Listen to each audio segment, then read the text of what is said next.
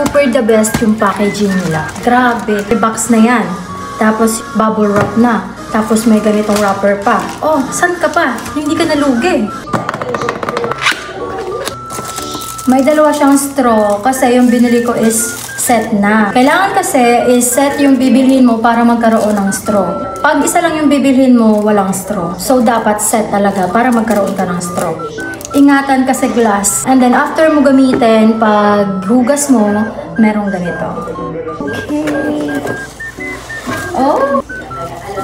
Ang cute! Ang purpose talaga ng pagbili ko ng glass na to is para sa collagen ko na iniinom. Kasi mas maganda talaga kapag may sariling glass yung iniinom mo sa pagpapaganda.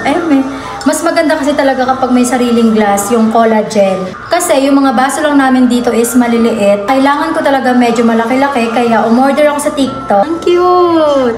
Diba? So cute! Tapos, ito yung isa. Iba yung style. Mas maganda kasi talaga kapag iba yung style.